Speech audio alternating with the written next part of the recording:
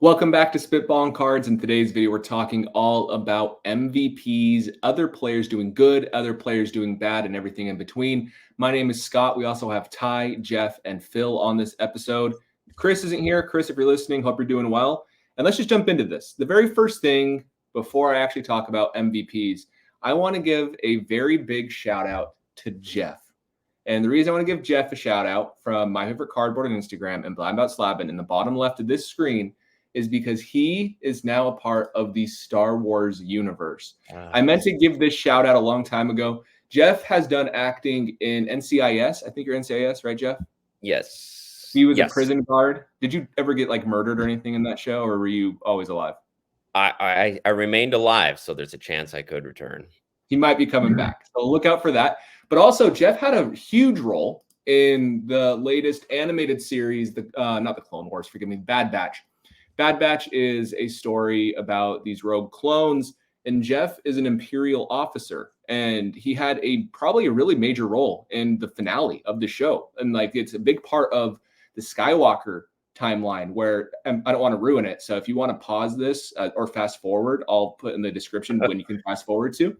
But basically, he helps stop Emperor Palpatine from having like a true clone, right? Because they were trying to clone on a planet. The Bad Batch stops them with Jeff's help. So, Jeff, you want to explain what that was like and how you're part of canon in Star Wars now? Yeah, I got to say, it's a childhood dream come true because I'm a huge Star Wars fan. So getting the chance to be on the show and at the end of the show, seeing my name in blue was a very cool moment for me. And along with the Imperial officer, I got to do a few other voice roles. I got to voice a stormtrooper in a couple different episodes, which was great because I've always loved stormtroopers. And a couple other roles. And it was an incredible experience to be around. So thank you for the shout out. The Bad Batch is a great show. It's done after 3 seasons now, but if you haven't watched it, it's some of the best Star Wars out there, especially with the animated variety. So thanks. Definitely. I'm going to give a spoiler right now. So again, if you want to skip this, I thought you were a real dick in the show and you did a great job of being a terrible person. And it was great to see you get exploded and blown up. So anyways, you did an awesome job. I just want you to know that. The funny thing is I watched that show because I like Star Wars. I didn't even know it was you. I couldn't recognize the voice, which means you did a great job.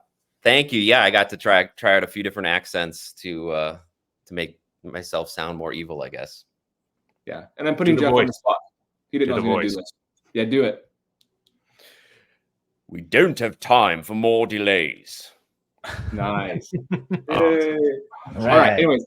Back to your sports card content. Let's talk about MVPs. So on 2 different teams, the Dodgers and the Yankees, both of those teams have the clear MVP front runners, plural. The Dodgers have Mookie and Ohtani. Below them, it's not very clear. Acuna is in Vegas odds favorite. Same with Tatis. Neither of them have played particularly well. Tatis has been better than Acuna. And in the AL, you have Judge and Soto for the Yankees, where it looked like Judge was going to have a bad year. He's come back and played probably better than Soto in some ways. And so it feels like the MVP race, it's very early. We know that third of the season's basically done, but it feels like it might come down to 2 players on the same team. So I want to discuss that, who you think might win the MVP. Again, this is early, so none of us really can say definitively what's going to happen. But Jeff, I would love to hear your thoughts on it. Yeah, well, my preseason prediction this year, like it was last year, and didn't work out so well last year, was for Juan Soto, and it was looking really good and still has a chance. But boy, Judge has been playing like the MVP year Judge over the last few weeks. So I believe he's definitely made up ground there. I still think Soto is the front runner. I'm not sure what the Vegas odds are on that, but I'm looking at it right now. Soto's plus 280, Judge plus 390. Okay. So and then Bobby Witt's plus 410, Gunnar Henderson plus 550. They're a little bit all over the place depending on the betting, the sports book, but that was FanDuel odds. Yeah, Gunnar's really making a run for it as well. But so yeah, I'm excited. Will they take votes from each other? I don't know. They seem to their success and the team's success will be very dependent on each other as it goes for the next 4 months. So as for the National League, what are the odds looking like? Is it Mookie and Ohtani still at the top? Yep. Yes. Mookie, Ohtani, and then they have William Contreras next, then Bryce Harper, Tatis. Actually, Acuna's dropped a ton this last week, probably deservedly so.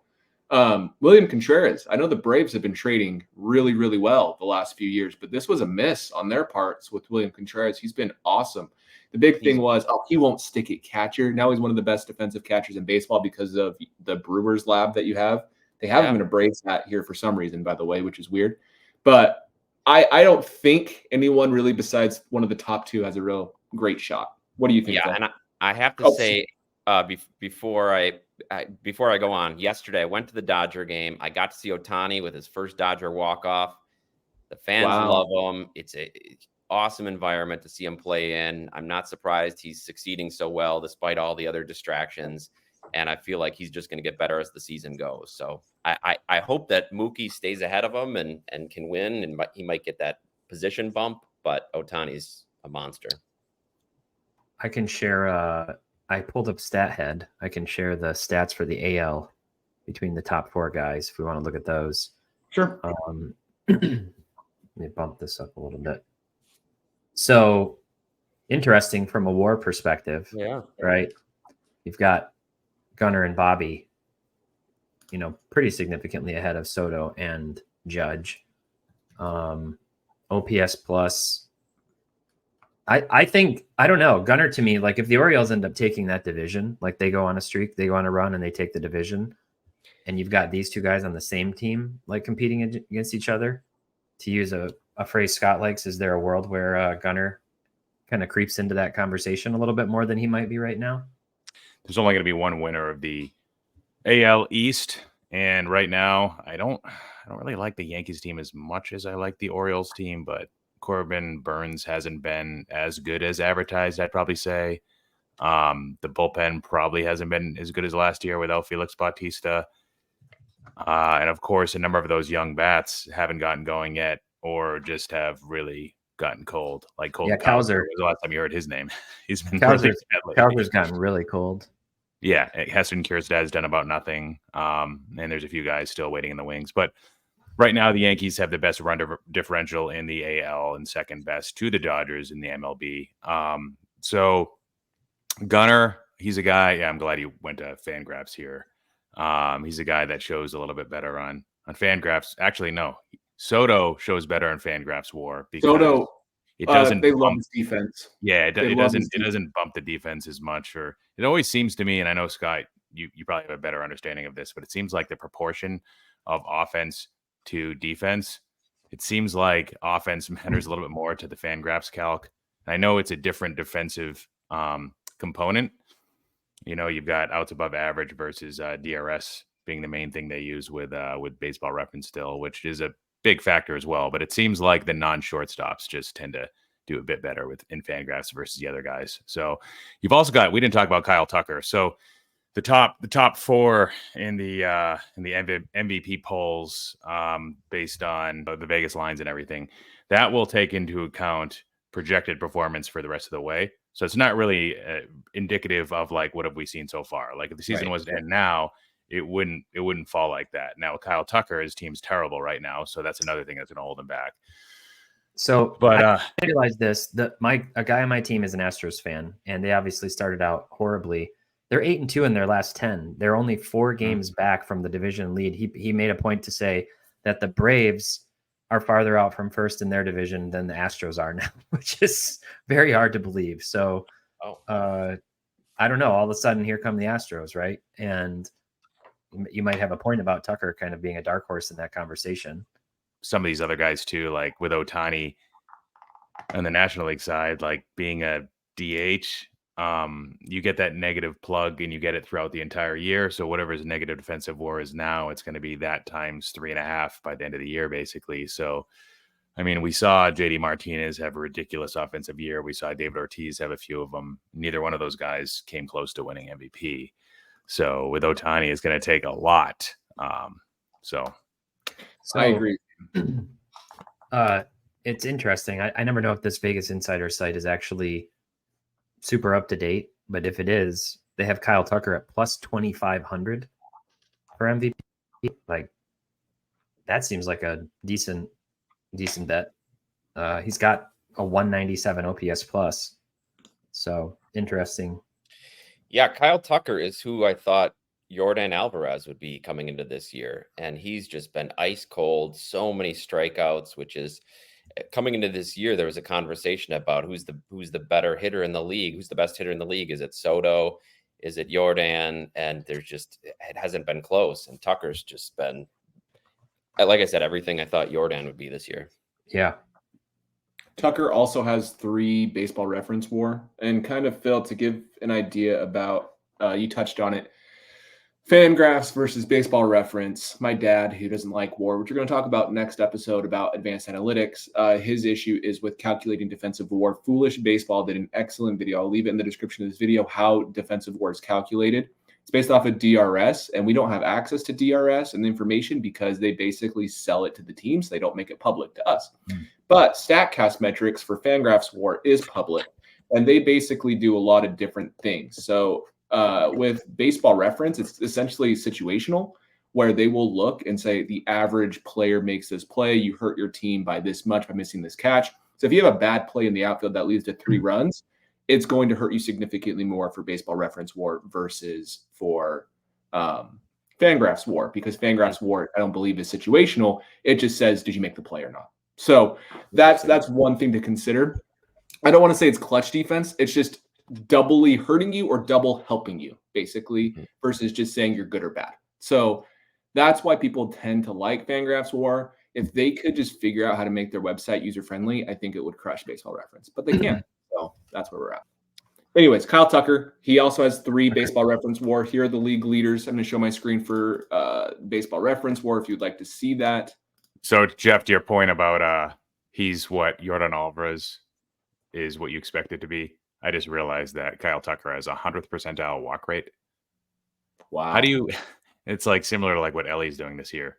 And what Ellie's doing, I think he's just swinging less, and he's staying off like some of the low sliders and curveballs, and so he's doing a better job being more selective. I don't know. How is Kyle Tucker doing it? Interesting. Yeah. So if like Teapot was mentioning, if they are making more of a run where everybody expected them to be towards the top of their division, towards the top of the league, he might get a little more notoriety. There's something, it's not quite as rampant in baseball as it seems to be in the NBA, especially with voter fatigue about voting for the same guys. So you get a new guy like Gunnar or Kyle Tucker, who, even though he's had some good years, he really hasn't gotten the same sort of respect as some other players who've had similar stats. I feel like if anything, it almost goes the other direction in baseball. I agree.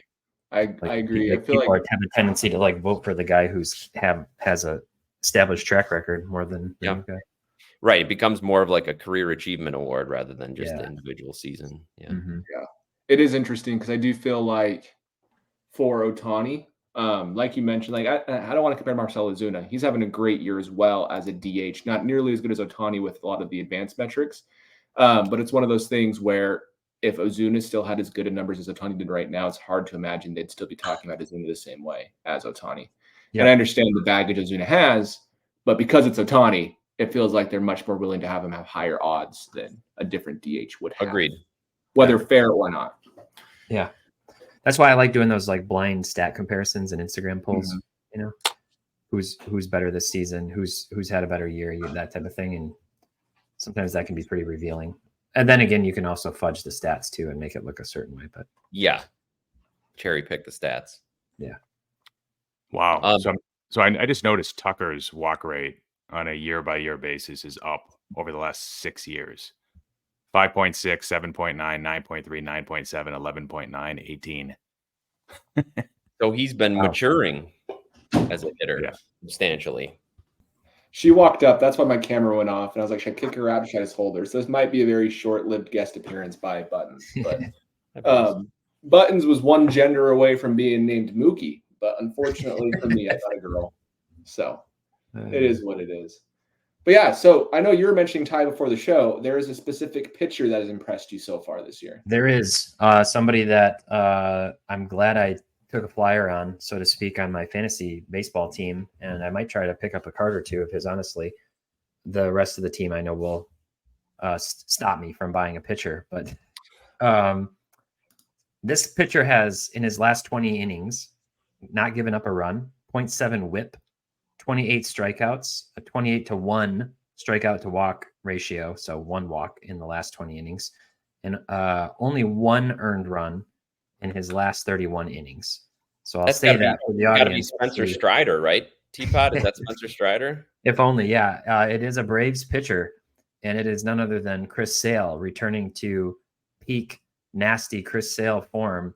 And I think he's up there on that new Swords stat metric that Pitching Ninja was given credit for. So just for like chases. But yeah, I mean, he looks like, the Randy Johnson-esque pitcher that we've all used to enjoy watching. He seems to be back. So I'll share my screen and show a couple of things related to Chris Sale. A view. This is no earned runs in his last 3 outings. Really, he's only had 1 bad outing, and that was when he went 7 innings, had a 6 ERA, still struck out 7. But everything else, he's just been really, really trending incredibly hot. Baseball Savant, lots of red, lots and lots of red. Chase rate, whiff rate, everything's red. So interesting. I was looking at like his Topps Chrome rookie auto, and $35 raw for his Topps Chrome rookie auto. That one actually trending up over the last year, but not super up.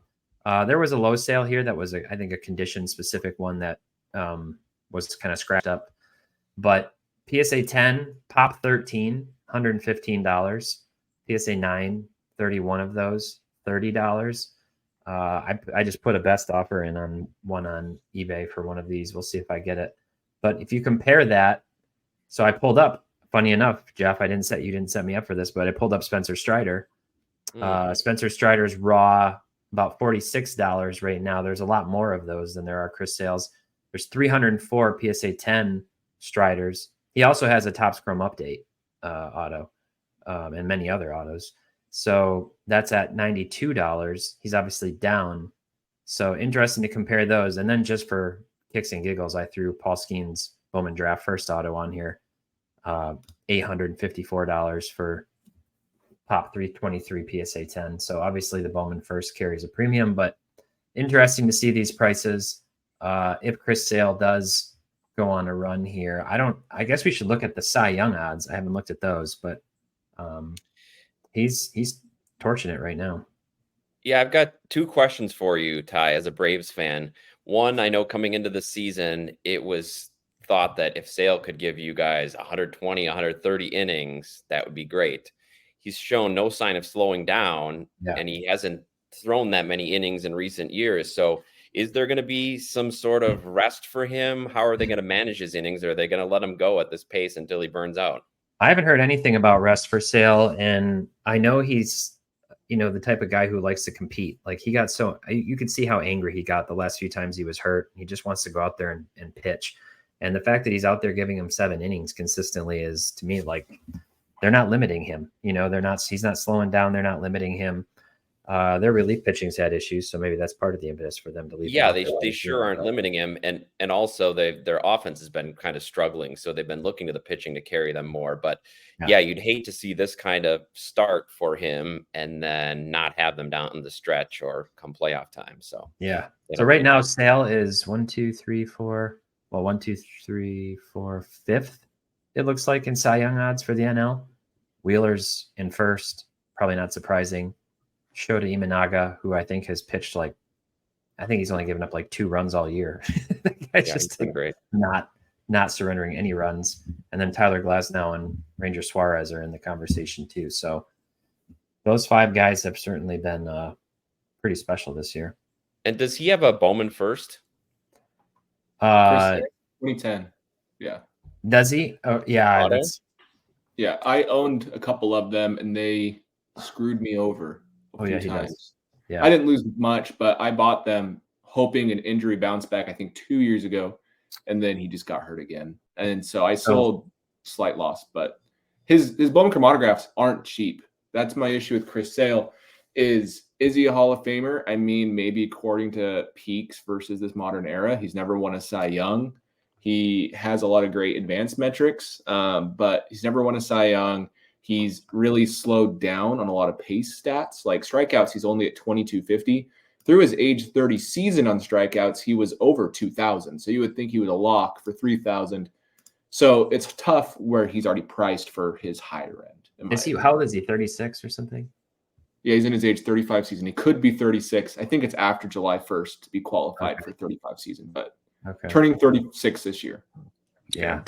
To Jeff's point, last time he surpassed 150 innings was 2018. Yeah. Last year he was at about 103 innings. So sometimes what teams have done in the past, I don't know if they do it as much anymore, is they try to like keep that jump in innings from the previous year to about 20-30%. So for him, 130, 140, but it depends on the team, the philosophy, how much they need him for the playoffs, who else they have, like what's their depth right now with Strider out.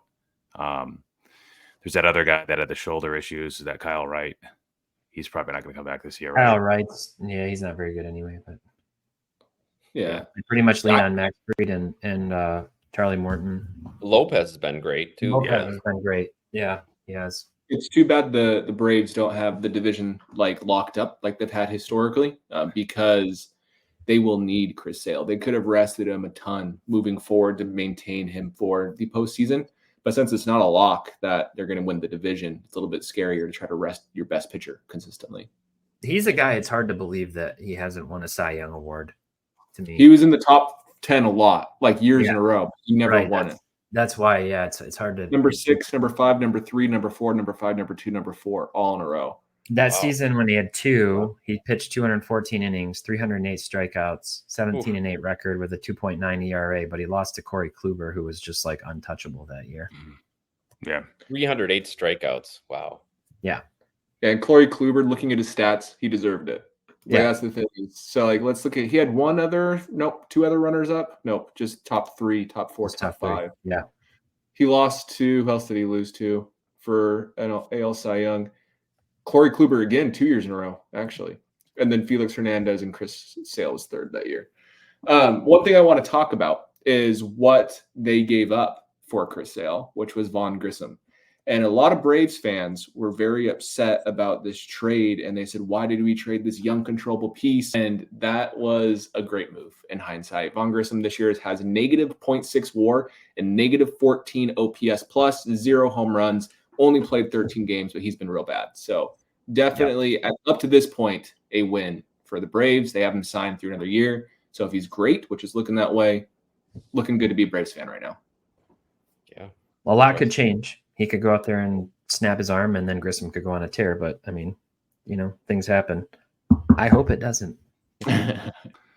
I'm trying not to be the salty Red Sox fan and being like, well, the Red Sox had kept him. He would have found him his way on the IL anyways. That's what he always I agree with you, though, Phil. I agree with you. If you the other side of that is that if you look at his most previous injuries, they have been relatively flukish. Yeah. Wasn't one of them off the field? Like he punched something or hit his hand on something? I thought he had like one that wasn't baseball related. He did. He had at least one of those. One of them was related to, was it a bicycle accident? Yes. Something like that. Bumgarner, though? Was that a different it was a bicycle accident. That was a motorcycle for Bumgarner, yeah. That's bicycle accident, yeah. Broken wrist. So, yeah, he's just had some bad luck. Can you imagine that call as a GM? Like, you got to be freaking kidding me. Got to stay off Nantucket. And hey, one final thought. One thing we're trying to do is have 3 episodes a week instead of 2. So that is good because you get more content. It's just the episode's a little bit shorter. One thing I want to say before we end this first episode is going to be about Gunnar Henderson. So Sonny Gray through 5 innings had a no-hitter going against the Orioles. And then Mason Wynn had a throwing error and then a throwing error. 2 runners on. Gunnar Henderson hits a 3-run home run. So that's his 16th home run. And now he has how many RBI? 34 RBI leading off. But talk about a brutal swing. That's going to hurt his Baseball Reference WAR more than his Fangraphs WAR, as an example, because it led to 3 runs against you. So anyways, Gunnar Henderson looking good. AL MVP is actually, in my opinion, more open than I thought coming in based off of Vegas, because there's a lot of great players, and it's one of those things where it could be anyone's game. So any final thoughts, guys? Yeah, that's it. No. All right. Thanks for watching, everybody. We'll see you in the next video.